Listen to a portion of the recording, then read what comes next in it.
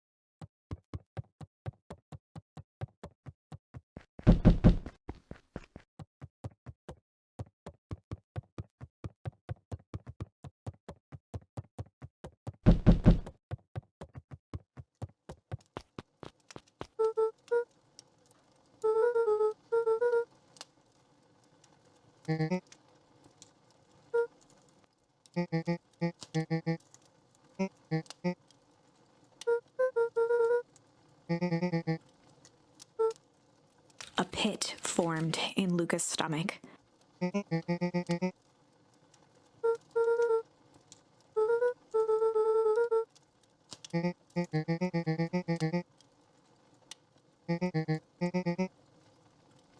Luca's mouth felt dry.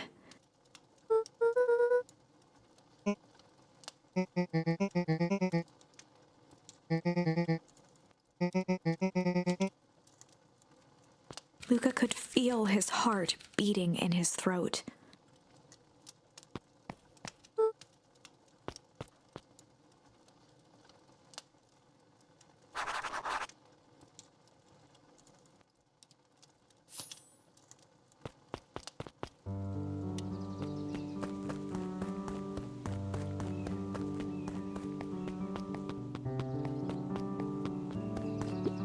The road leading to Beacon Pines was long and uninspiring. A sort of natural barrier for the impatient.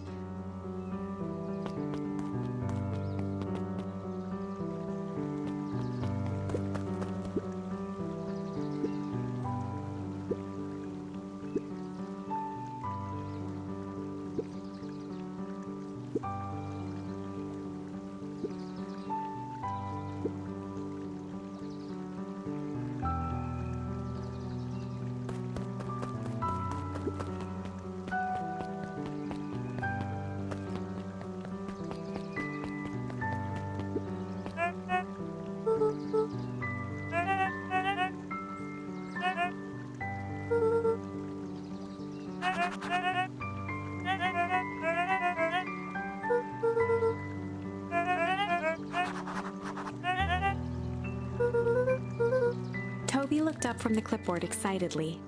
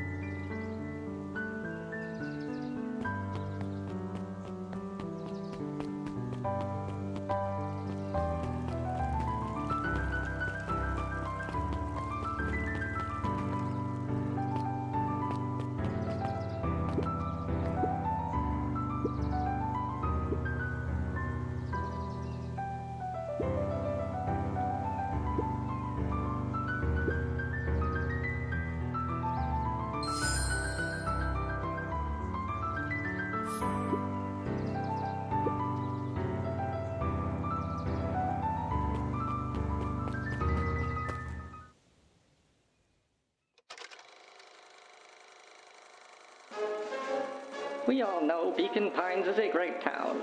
What you may not know is great towns grow from mighty roots.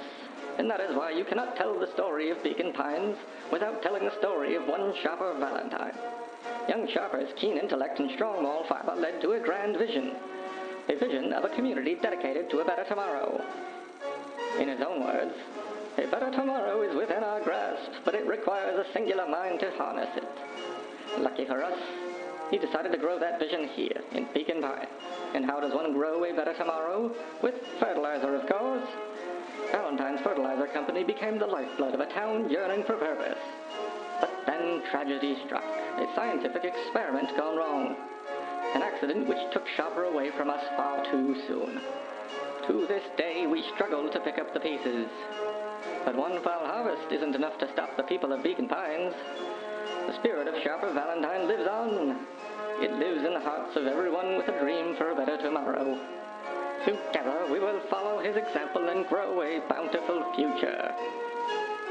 Paid for by the Valentine family and the Valentine Fertilizer Company Remembrance Fund.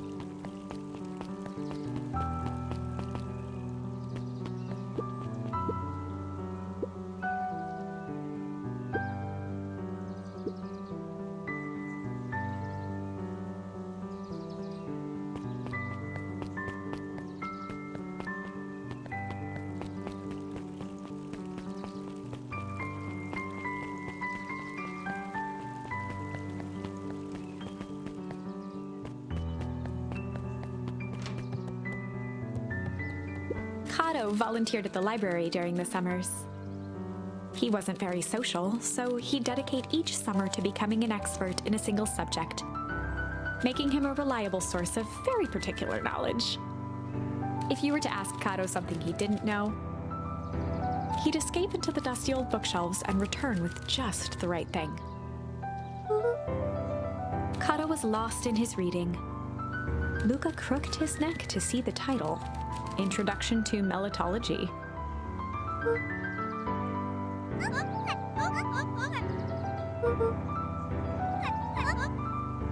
He gestured to the shelves.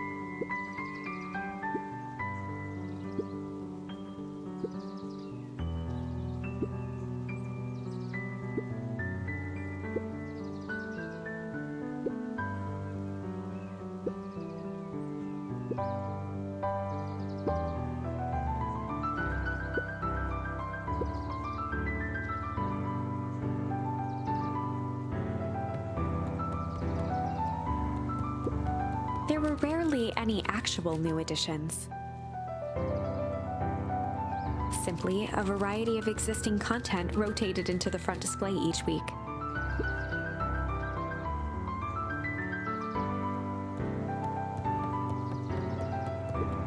Sally Seashore's simple succulent sundries. Luca brushed off a smudge of dust, or maybe it was flour. 30 recipes so easy you'll doubt it's even edible.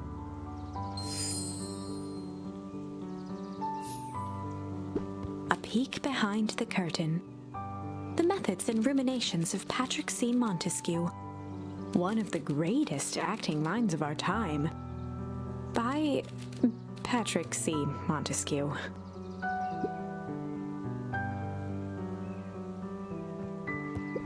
Oh, the cobs I've eaten. A salad-centric travel guide for the mildly adventurous.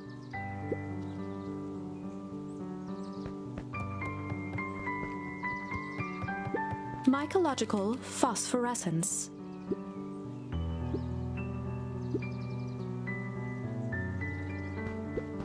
The bottom corner shelf was a dusty array of thick science books. Only one binding was clean enough to read. Cellular Biology and the Chemistry of Mitosis.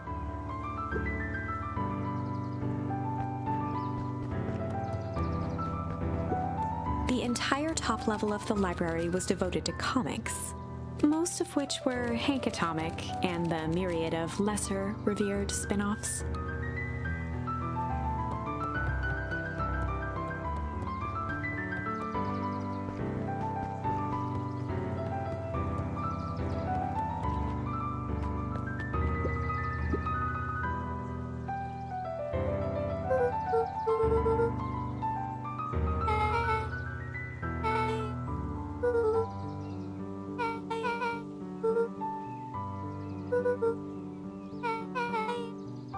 Beck's family moved often, giving her little time to establish any real connections. She would tell you she prefers it that way.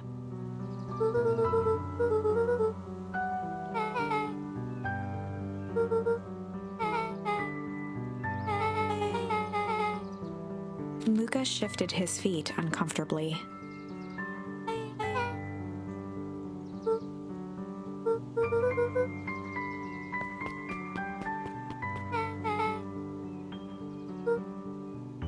Beck pulled a coin from her pocket.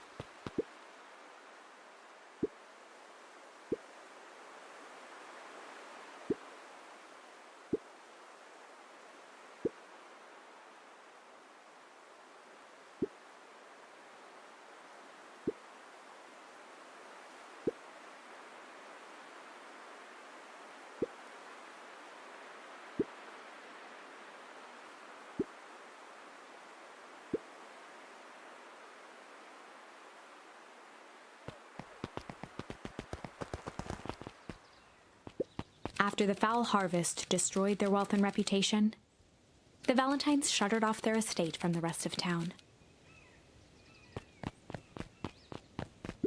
The Valentine mansion loomed over every other building in town, both figuratively and literally.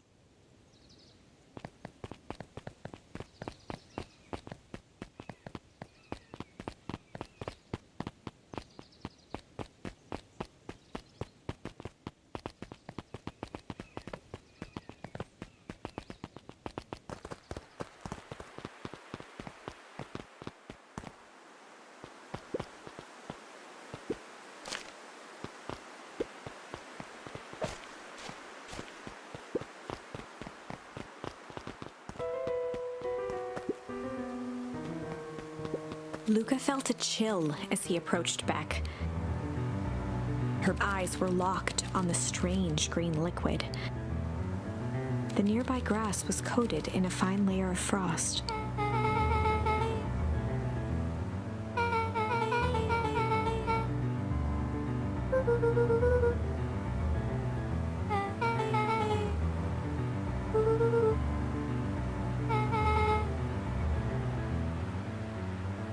Luca watched as Beck dipped a broken tree branch into the goo. Beck's eyes widened as flowers grew from the dead wood. First small buds, which quickly bloomed into vibrant petals.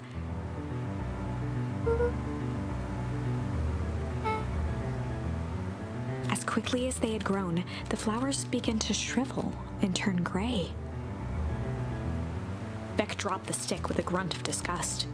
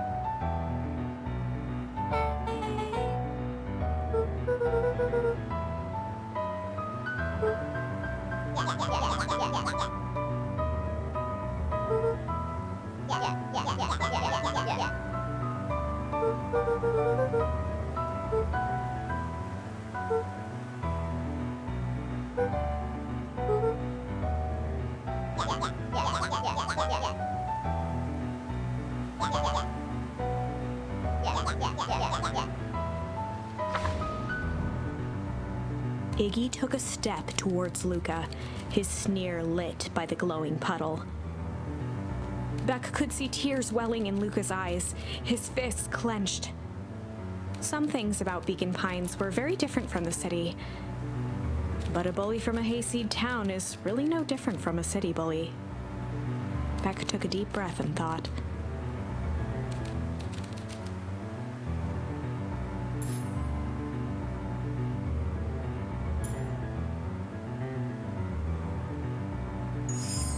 Well, time to bust out the strange.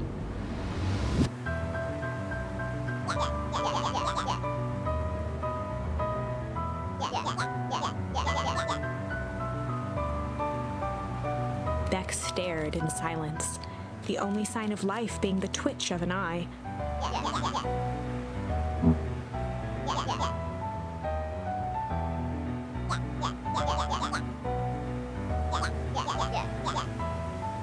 At the sight of Iggy taunting Beck, something in Luca snapped.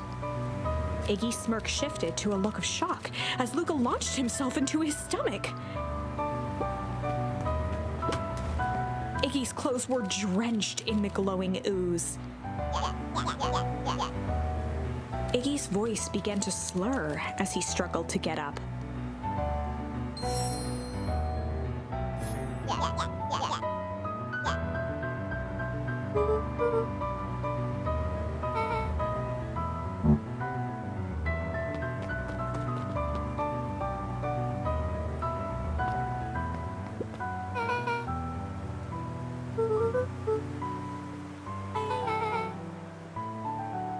person at the warehouse. This strange ooze and what it did to Iggy. Was Rollo caught up in all of this?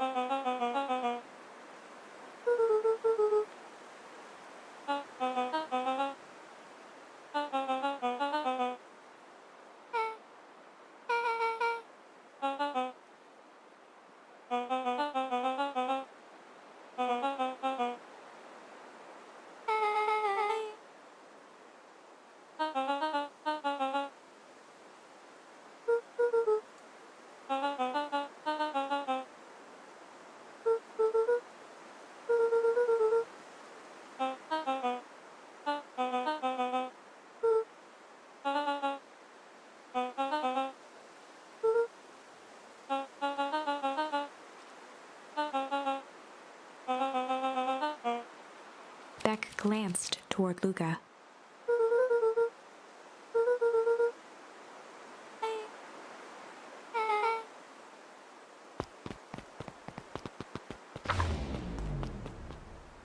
Rollo was safe. A wave of relief washed over Luca, which was quickly replaced by a sense of dread. Gran is going to kill me. If he hurried, he might just make it home before sundown. Chapter 4. Our harvest awaits.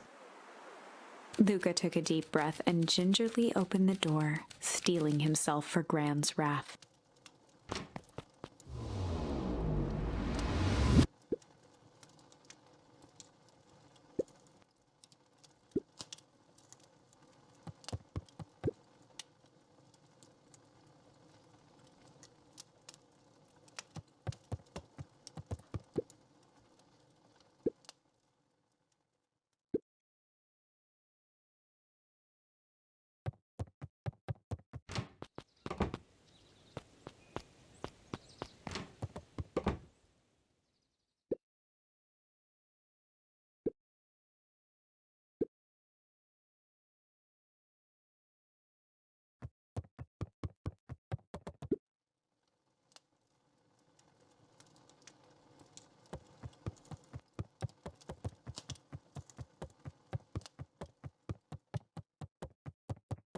Luca was alone. The house was empty.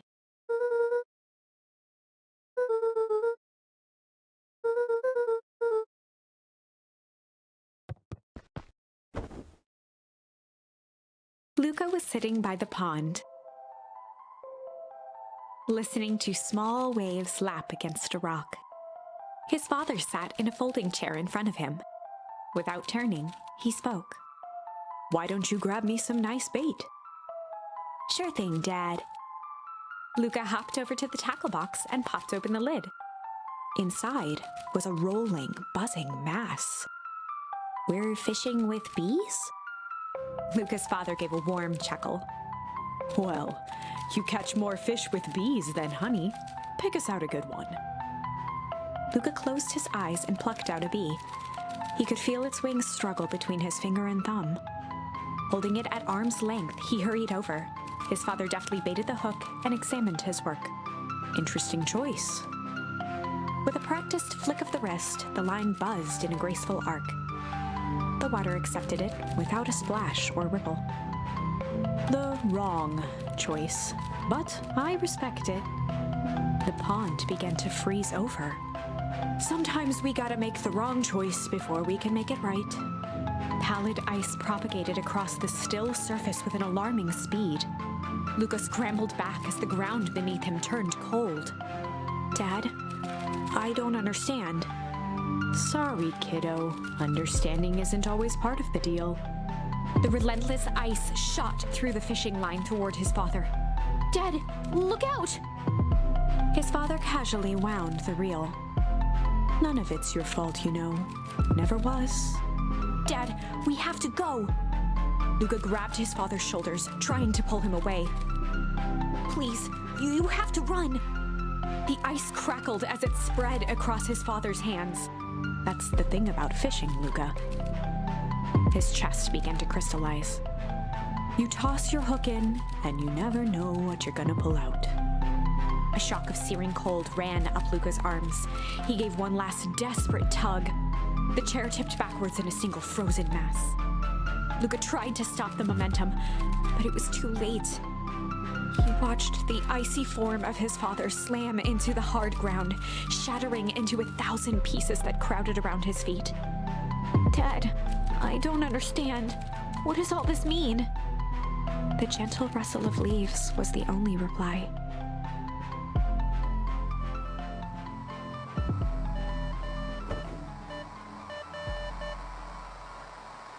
Luca's eyes struggled to focus on the walkie-talkie.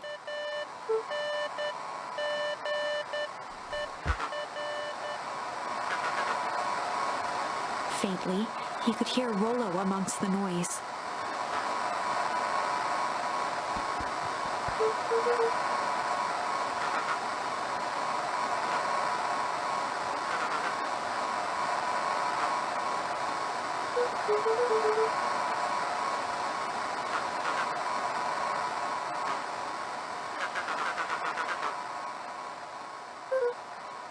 Rollo's voice was coming through more clearly now. But some words were still just static.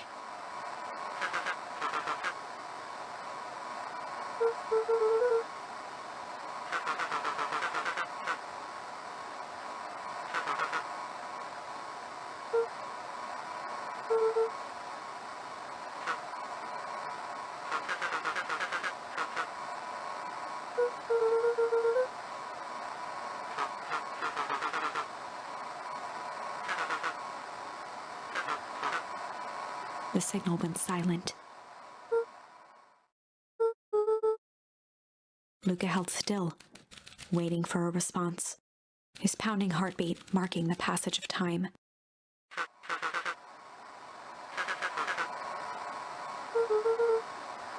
Rollo's voice began to fade.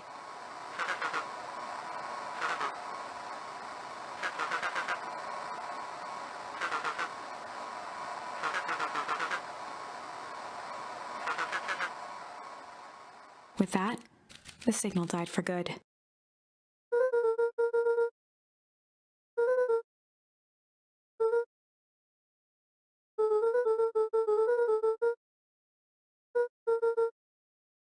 Luca grabbed the walkie-talkie and sprinted to the treehouse.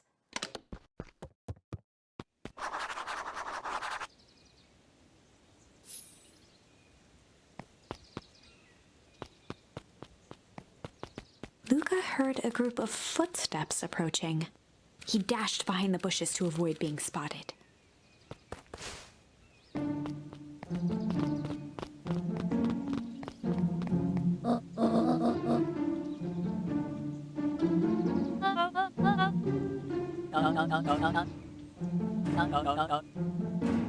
Mr. Tolliver paused, shifting his eyes to one side.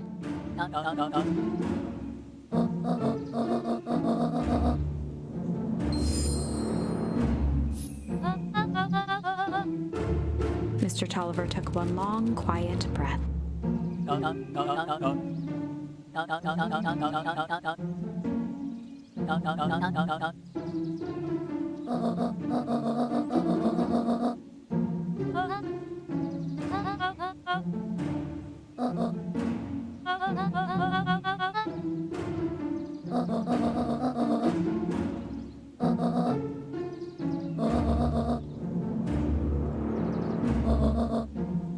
The three shared a determined look.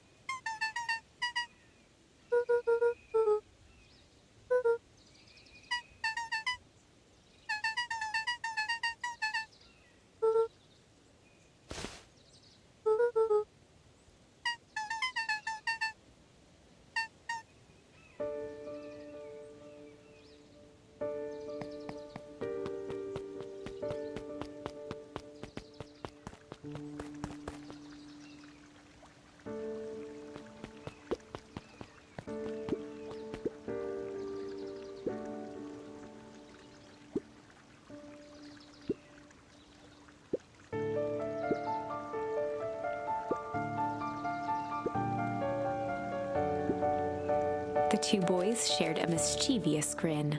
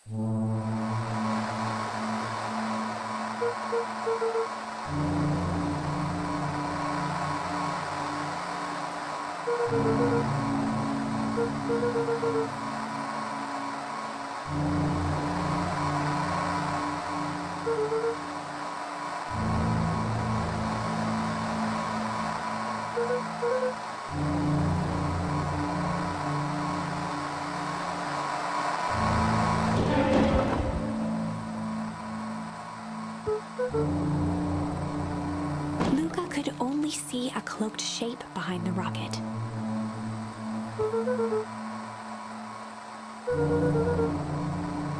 He strained to hear as a muffled voice began.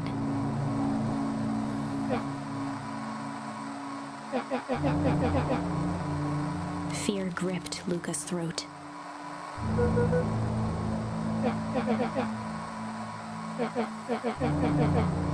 Luca stared at the ground for a moment, trying to place the dampened voice.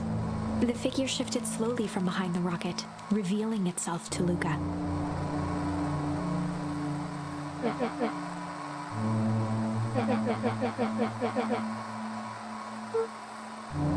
Luca reached over empathetically. Iggy's tone jolted to dejected anger. Luca slumped to the ground, overwhelmed by guilt.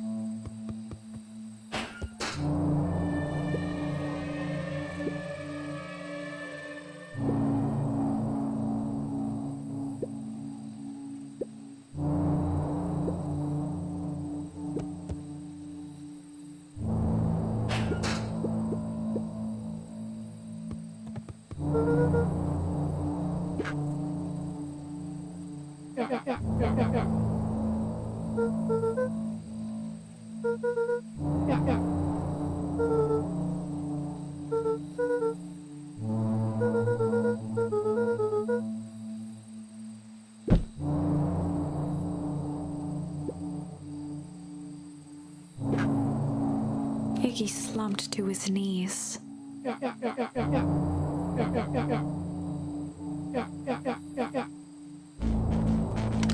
Luca grabbed the walkie-talkie and headed for the window. Luca and Iggy climbed up the back of the treehouse to its roof, where Rollo had constructed his MCDC, the Mission Control Defense Cannon. From behind the crowd of clipboards, William Kerr strode forward, a warm smile on his face.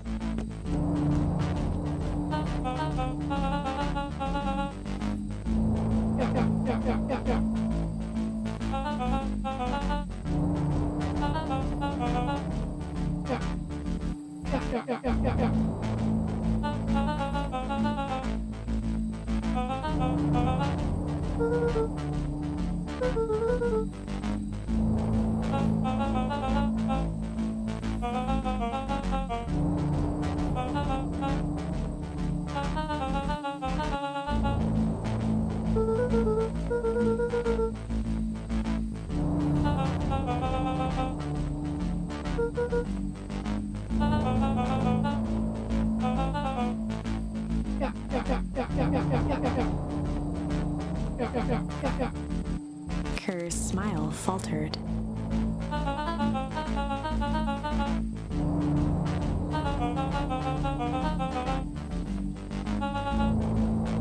Luca's grip tightened on the MCDC.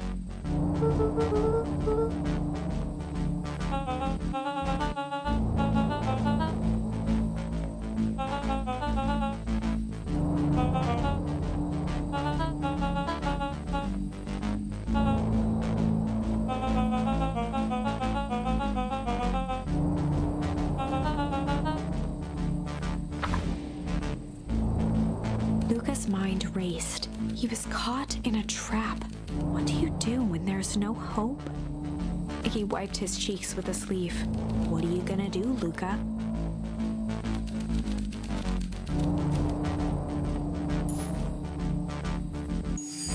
Luca drew himself up and decided to take the only option they had left.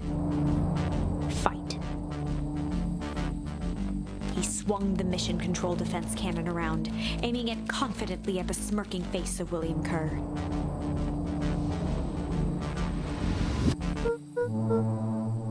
Luca summoned his most insolent demeanor.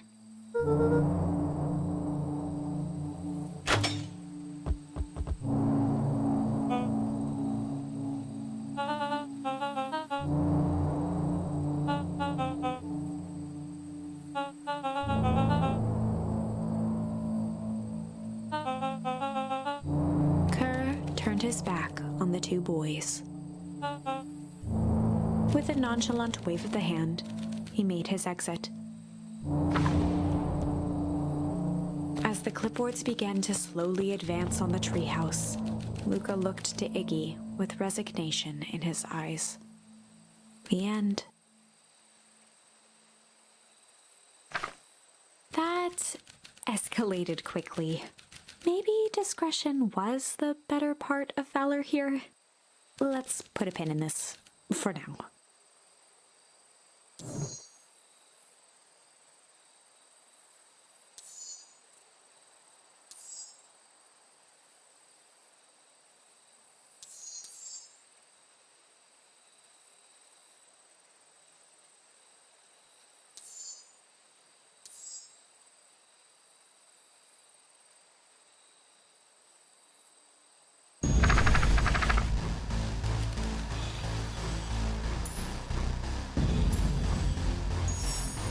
This is a story about struggle.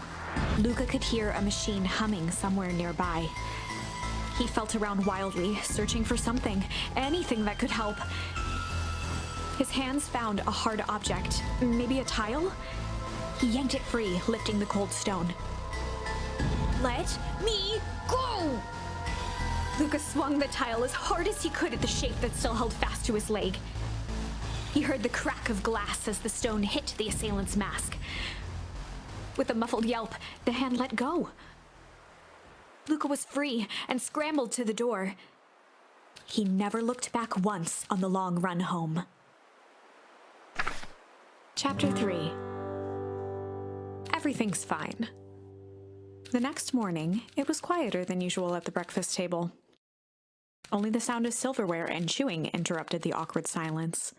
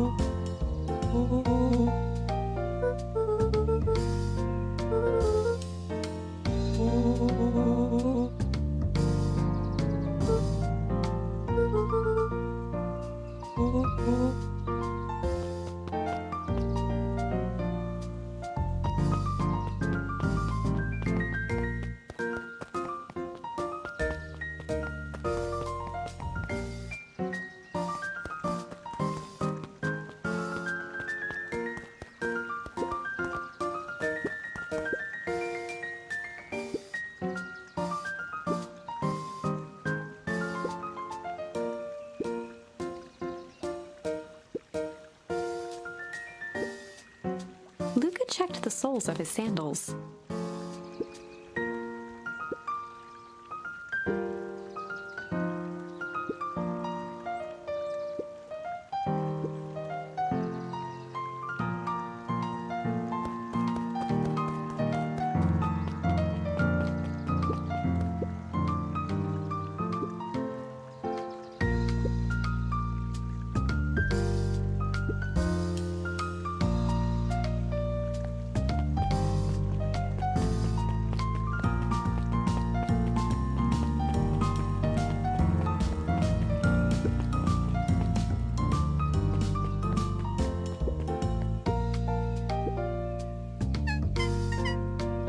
Dawn had dreams of becoming a big-time reporter.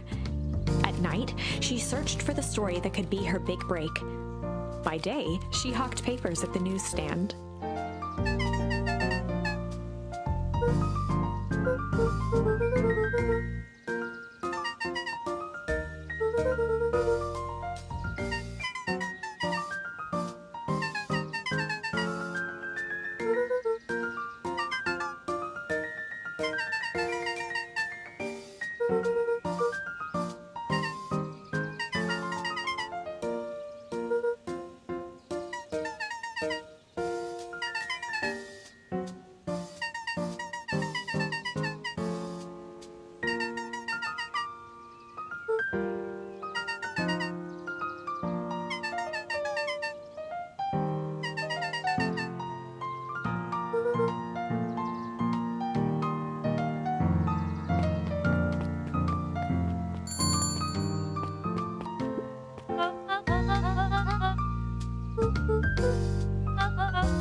She leaned forward and pinched Luca's cheek.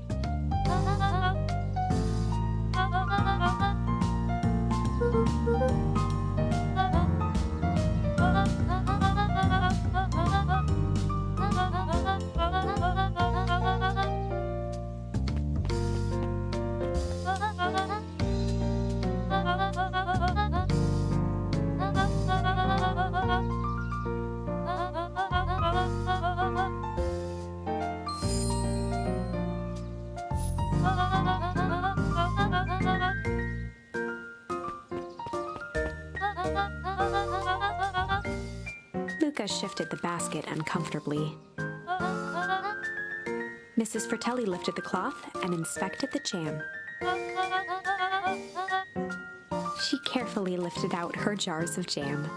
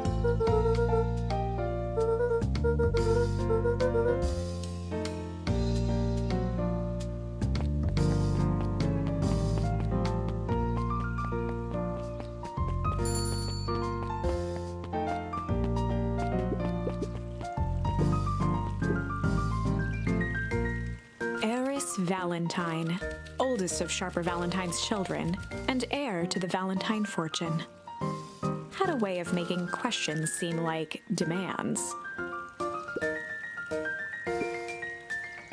Mr. Wilder had learned to assume that if he was hearing from Eris, it was because she had taken issue with something he had put in the paper.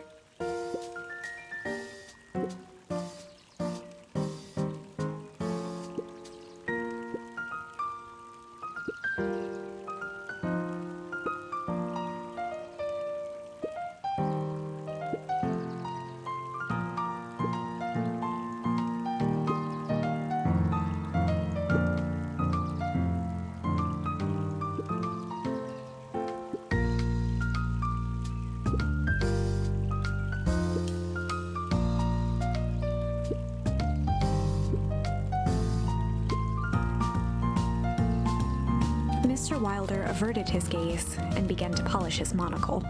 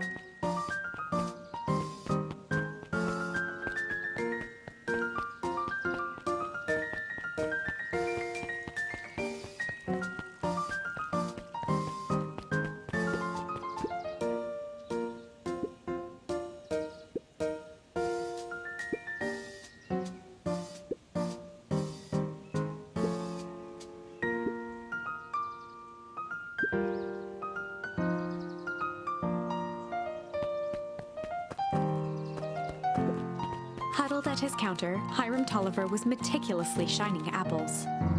More accurately, Hiram Tolliver was meticulously shining one apple. With a yelp, Mr. Tolliver fumbled the apple, flailing at the air as it fell. He leaned forward and lowered his voice.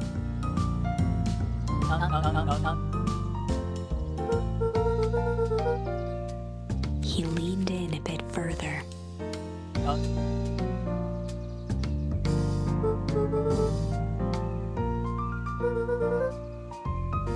Mr. Tolliver leaned back, speaking loud enough for anyone to hear.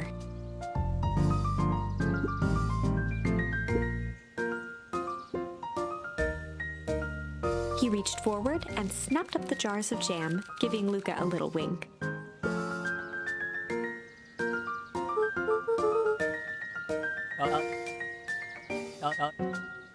He leaned in for a final whisper.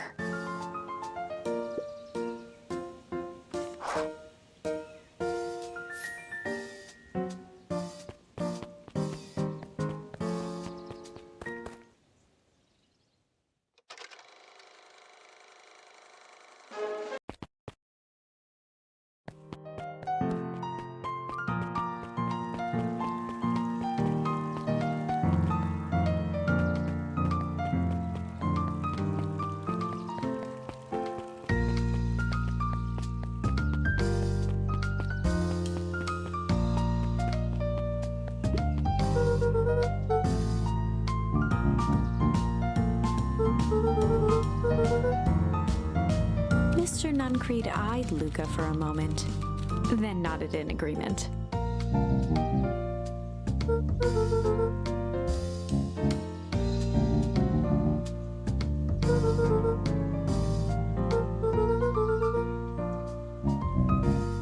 Nuncreed snatched the basket from Luca.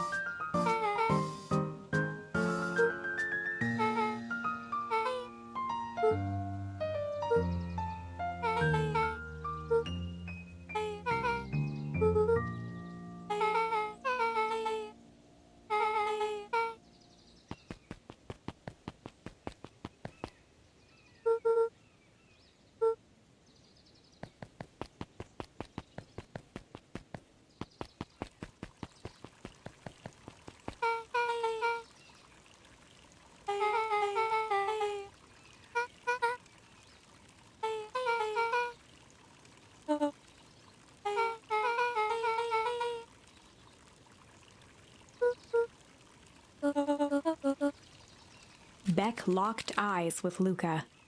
The look on her face was equal parts expectant and desperate.